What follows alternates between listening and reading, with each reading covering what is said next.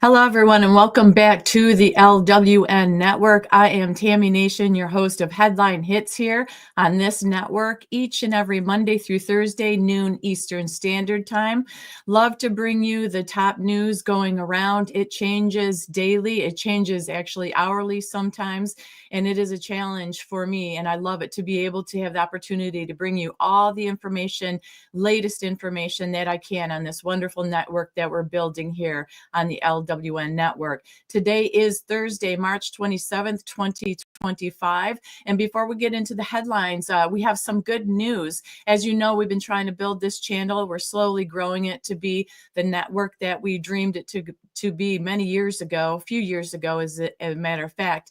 And as you know, we have on Rumble our own music channel, like MTV style channel. Well, now I am proud to announce that we do have LWN network news feeds on Rumble 24/7. So if you guys would like to, you can go ahead and join and subscribe to our Rumble channel. The mods will be dropping it into the chat today for you guys to be able to join it. It's the LWN network news feed on Rumble 24/7. So we're very proud of that. It's been very hard to get up and running. There's a lot of work that goes into it with our team. We appreciate our team of engineers and producers that have worked so diligently to put this channel together piece by piece, brick by brick. We are building it to be everything that we dreamed of, and we hope you're enjoying it so far. A lot more to come, and just thank you for being a part of this network. So let's go ahead and start in the headline hits today, because obviously there's no shortage of stories. Once again, it was very hard to pick through and see what I wanted to deliver to you guys today. But the big one, and you've probably seen it out there a lot, regarding the signal mess. Well, chaos has been going on over the single group chat that was held. It's been debunked. However, the chaos continues. So the people involved in it have been debunking it. Pete Hegseth, Kash Patel, Tulsi Gabbard. However, the people that are attacking these people are not letting it die, including this guy, Jeffrey Goldberg, who is the leftist anti-Trump editor-in-chief of The Atlantic, claimed without evidence, you guys, without evidence, that he was accidentally added to a secure Signal group chat by National Security Advisor Mike Waltz, where the top Trump administration officials discussed sensitive military operations against Iran-backed Houthi terrorists in Yemen and called them war plans. But instead of simply excusing himself from the conversation, Goldberg did what deep state Trump-hating reporters do best. He took screenshots of the conversation and ran to his keyboard to try to leak the military operation. Well, Team Trump angrily fired back and called Goldberg a liar, saying no war plans were discussed. Now, Goldberg and his co-worker Shane Harris have published details of the military plans you may have seen against the Houthis to call Team Trump's bluff and humiliate Trump. Like I said, this is ongoing. It's a little bit of a long story, but I want you to have all the information, up-to-date information. So there's a little bit of backstory here. But for their efforts backfired by inadvertently making a damning admission proving Team Trump right. Goldberg previously called these leaks war plans to ensure maximum media coverage before now calling them attack plans. During a House hearing with intelligence leaders yesterday, Rep. Chrissy Houlihan from Pennsylvania, a Democrat, behaved like an irresponsible propagandist and demanded that Patel investigate this leak. Now that another day has passed, do you think it's time for the FBI to open an investigation into the leak? She asked Patel. And Patel replied, I'm not going to comment on that. Because you're the director of the FBI, you don't believe it's appropriate to comment on that, she accused in response to Patel. Patel then attempted to educate her on how the law and investigations work, because as you know, these people don't like to follow the law. He said, because there's a process in place, there's ongoing litigation, and the National Security Council is reviewing this matter. And I'm not going to discuss any open or closed investigations. That ongoing investigation, the lawsuit literally happened today or yesterday afternoon, she said. And the idea that you don't have an opinion at this point is frustrating to me, Houlihan said to Patel. Well, Patel responded, no, it's not. I'm not going to prejudge any manner, and the men and women of the FBI will call the balls and strikes, not you, Patel fired back. And adding to the chaos, the judge who is blocking the deportation flights that we talk about just got assigned to the Signal Gate case. Yes, it's Boasberg. We've been talking about him for weeks now, but that's totally normal and nothing to see here, right? Because Boasberg's applied to the Signal Gate litigation going on.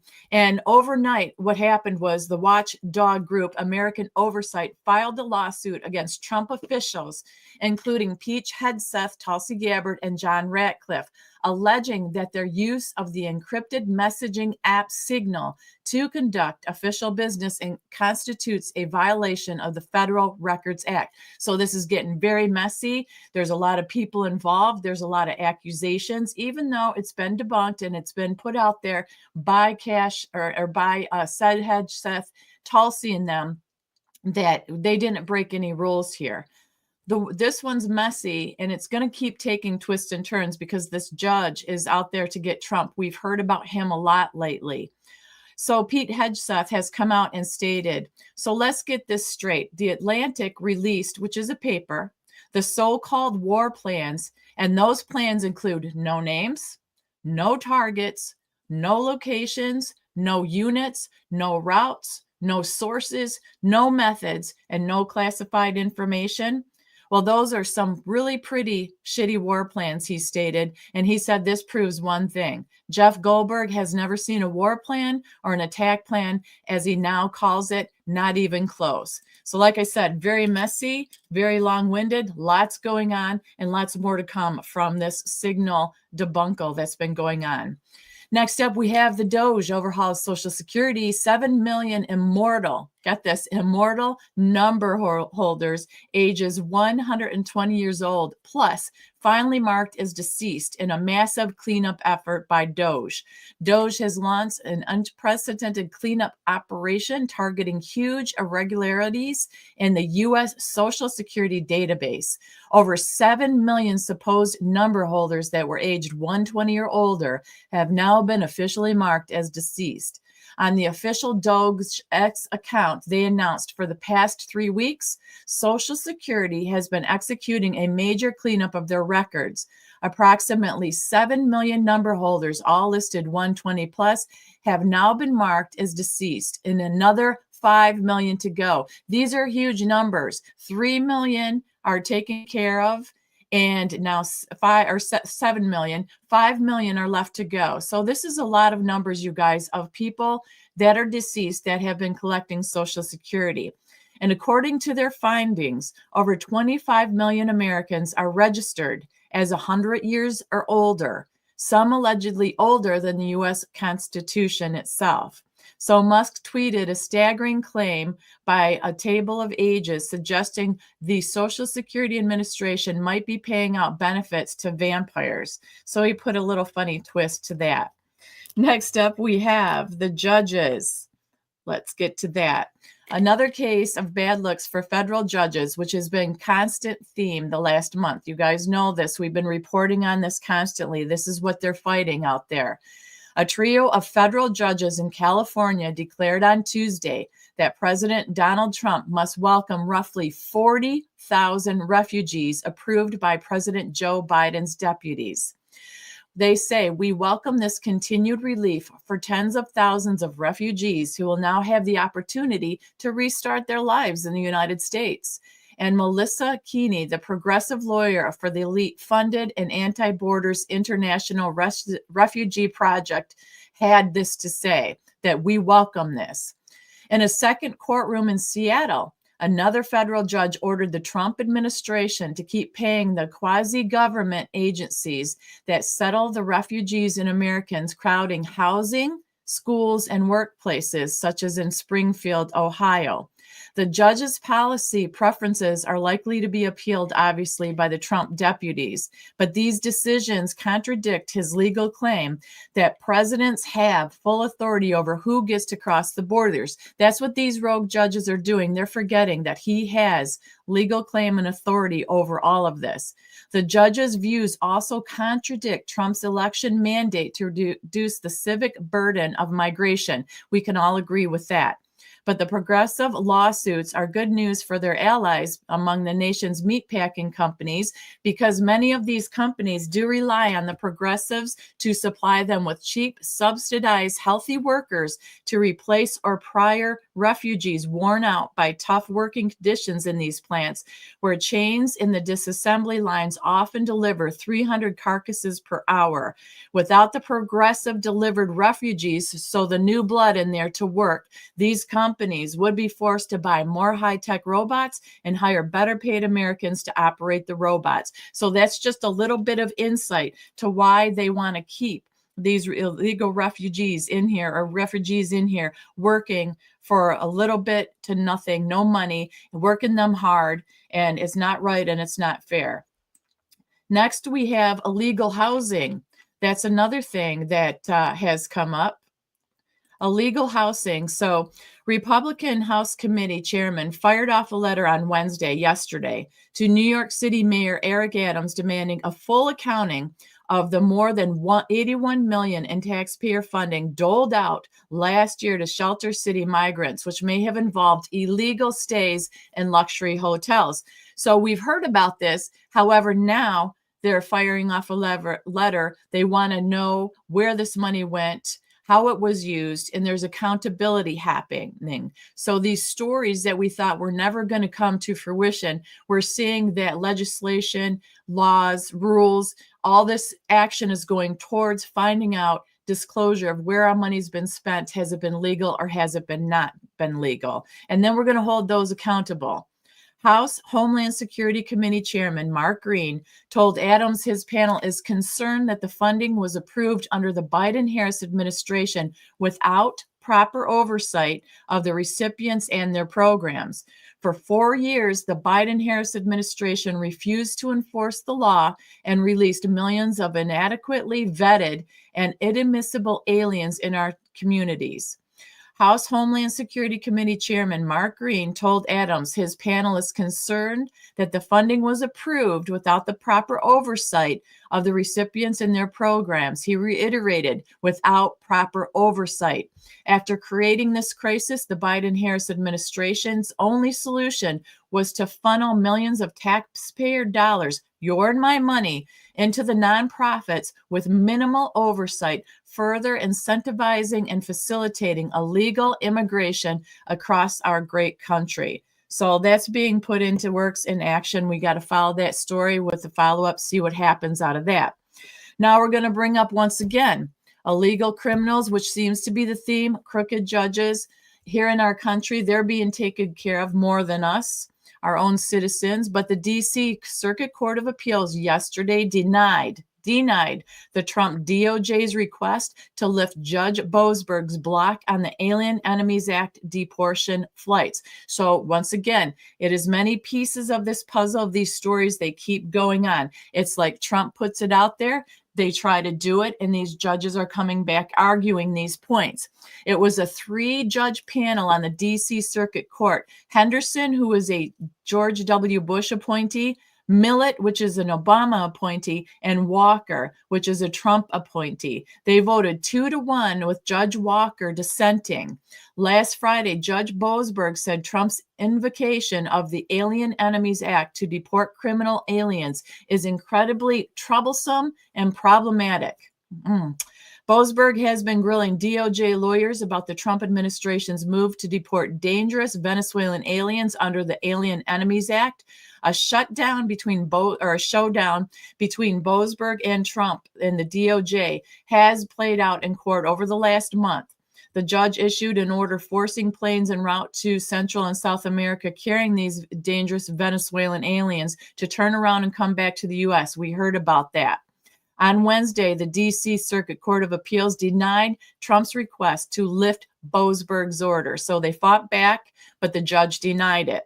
Boasberg said the deported aliens are entitled to individual hearings.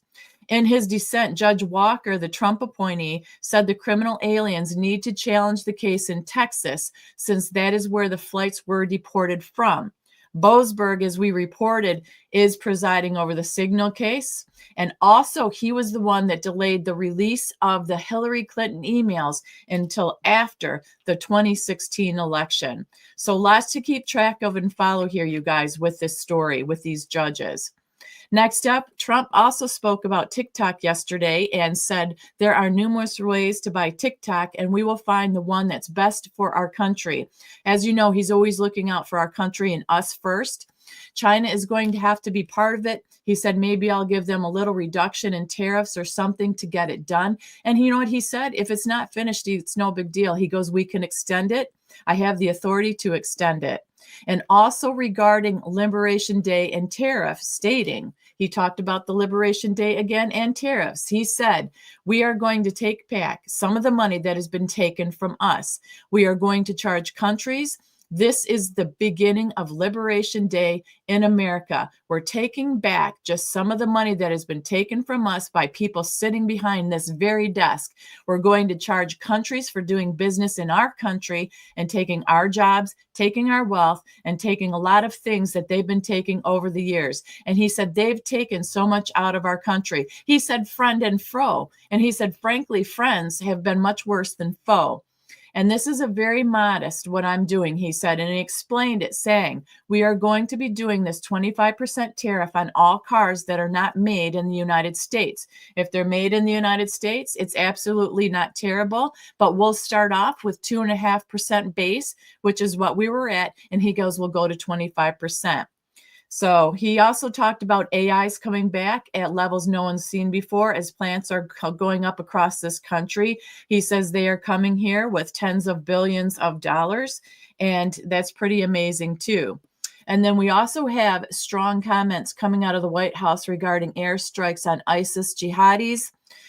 Trump in the White House said our brave warfighters executed counterterrorism airstrikes, killing dozens of ISIS jihadis hiding in a cave complex in Somalia. We continue to mop up the mess that was left by Biden. For years, terrorists killed Americans with impunity. Now they are the prey and we are the hunters. Stating to the terrorists who want to hurt us, we will hunt you down. Strong words of warning. Next up, J.D. Vance speaking at the Marines, or to the Marines at the Marine Corps base in Quantico, Virginia. Under President Trump's leadership, he said, we believe in a very simple principle. We don't care who you are, where you came from. We don't care what skin color you are. We care about excellence and we care about patriotism. And if you're awesome and you are a patriotic young Marine, then we're going to do everything that we can to make you the most lethal fighting force the world has ever seen. And that is what we're doing every single day. He said, no more quotas, no more ridiculous mumbo jumbo, no more diversity trainings. We believe the real strength and the real diversity in the United States Marine Corps is that you all come from every walk of life, from every corner of America, and you've got the strength and the purpose to win the nation's wars. And that is what Marine Corps is going to do, just like it's done for damn near 250 years. So some nice, strong, positive attitude and words from Pete Hegseth to the Marines. That was refreshing to see as well. And then yesterday, President Trump also participated in a women's history event at the White House to celebrate Women's History Month. He was stating, today we honor the legacy of incredible women like Betsy Ross, Harriet Tubman, Susan B. Anthony, Clara Barton, and Amelia Earhart. He said all legends and their extraordinary courage, patriotism, and devotion propelled our nation to glory and to the greatness. They are great women, and many, many great women. And these, as you hear these little stories, this is what's amazing. They're paying attention not only to the big things, straightening it out, but to what we may consider little things. But Women's History Month really is something that I think is a big thing. It is a big deal. It's not all about wars and all about tariffs and all about these other things. His administration that he has put together is paying attention, not just to the big ticket items, but all the littler, smaller items that really make a a difference in this country and really are like the ligaments that hold the big pieces together. So I was really happy to see that yesterday and report on that as well. And then also President Trump spoke out again and vowed to protect Social Security and Medicare benefits. You guys know the left has been putting fear into people, saying that Trump is going to destroy it all. And this is what Trump had to say. He reiterated, they lie. They are the storytellers. They make up stories. They are liars. He said, if you have an illegal immigrant on Social Security, everyone wants to make sure that does not happen. So no, he's not taking away from United States citizens. He's going to check it. He's going to make the cutbacks of these illegals that may be on it, taking away our hard-earned U.S. dollars, putting it back into our country. Also breaking this morning, this is the last story of the morning. Just hot off the presses before I got on, officials arrested a top MS-13 leader. Kash Patel gave a quick presser and said, this is what happens when you let good cops do their job and be good cops. President Trump gave the executive decision to go after and safeguard our communities. General Bondi has our warrior of justice leading that charge. He said, this is the mandate we have right now. Kash stated, we have an American dying every 7 minutes from drug overdoses. That is a national security crisis we have not seen before. We have a woman or a child being raped every 6.5 minutes in this country. We have a homicide twice an hour. No part of that merit is a safe and secure America. But thanks to the brave leadership of this administration and the local folks that participated in this, we are returning our communities to safety. He said, we took down this morning a top leader of MS-13. That is not done easily. That is done not without the help of the brilliant law enforcement here in the state of Virginia. This task force was set up 1 month ago, and in 1 month, the brave men and women on this task force from state, local, and federal authority levels have arrested 342 criminals in the state of Virginia alone. We wanted to be a successful business model and this to work, and it is. Kash said, we will continue to sweep across this great country, bringing a form of justice to those who are causing harm in our local communities. This is time for it to stop. We are not going to stop. Justice will be brought to them for us, and justice will be served. So a lot of optimistic and good things to end this newscast for this week. You guys, this is the last one we have for the week. I will be back on Monday with another newscast, Headline Hits on the LWN network, noon Eastern Standard Time. And before I hop on out of here and wish you guys a beautiful, wonderful weekend, please check into LWN network news feeds on Rumble. It's our new 24-hour, 7 days a week news channel that is on Rumble exclusively for you guys. We got it up and running last night. So thank you so much. Please give it a look and a like and a subscribe, and take care. God bless. Thank you for joining me this Thursday, you guys. Have a great weekend. Take care, and I will see you guys on Monday. Bye-bye.